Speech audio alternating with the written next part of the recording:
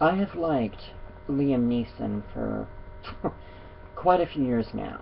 The first movie that I saw with him was Sam Raimi's movie Darkman, and ever since then I have been very, very intrigued. I mean, first he was in Batman Begins, that I remember. He's been in a few independent movies as well.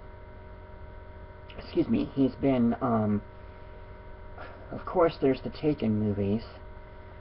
You can't forget those, no matter how hard you tried. And then, just earlier this year, he was in this one. Now, as much as I can respect some people's opinions on this film that want to call it Taken on an Airplane, I cannot agree with that. Because there is so much, there is so much more going on in this particular movie. Not to say the Taken movies weren't good, they were. But there's something about this film that I didn't know about until I purchased it. The same person that directed this, and I was very, very impressed to know this after watching it, of course. The same director who the same director who directed this film also directed Unknown and Orphan. For obvious reasons, I pretty much knew right then and there this was going to be one heck of a plot-twisted film. And for the most part, I was not wrong.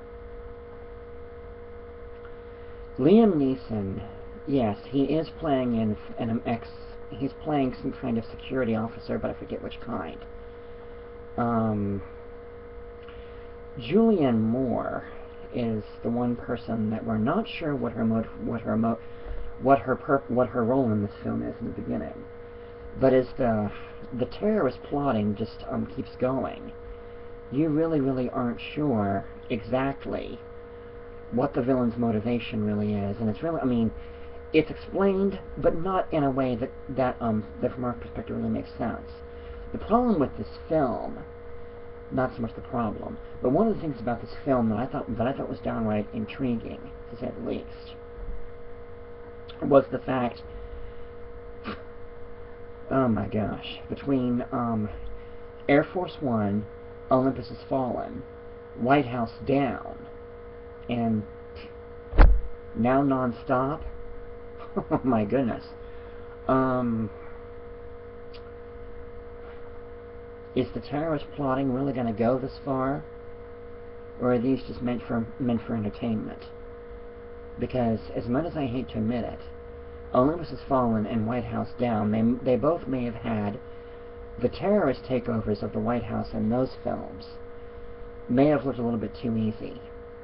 All I can say is I'm hoping it's not that easy. Same thing with Non-Stop and Air Force One. But the modernization with Non-Stop I thought was pretty neat. Actually, for the most part, I was very impressed with the movie to begin with. But at the moment, that's neither here nor there. On that note, like I said, we have some of the villains are not quite as black and white as some may think. I mean, yeah, they have their motives, they have their reasons for getting involved with the terrorist plotting. But there's a lot more to it than that. And you have to pay very, very close attention to catch it all. In fact, it's one of those you may have to watch more than twice. Because I have every intention of doing that as soon as I get the time. Once again, long story. Um, like I said, if you like Liam Neeson and you've liked his action flicks, per se, you very easily want to give this one a look. Not just for Liam Neeson, but also for Julianne Moore and Jaume C, who also directed Unknown and Orphan. Now, I've already reviewed Orphan, so I'm probably not going to do that one again. But I can tell you, if you like movies with major plot twists, and as the plot just continues to thicken, as I often say with certain movies, especially with Orphan, because every time they came up with something new for that movie, in the movie as I was watching it, of course, I kept saying, and the plot just keeps thickening. That's one way to put it that I sometimes do. So, if you like action flicks and you like Liam Neeson, some would say this is taken on a plane. Maybe a little bit, but not really. There's a lot more to this one than you might think. So, check it out. I certainly was impressed. Thank you.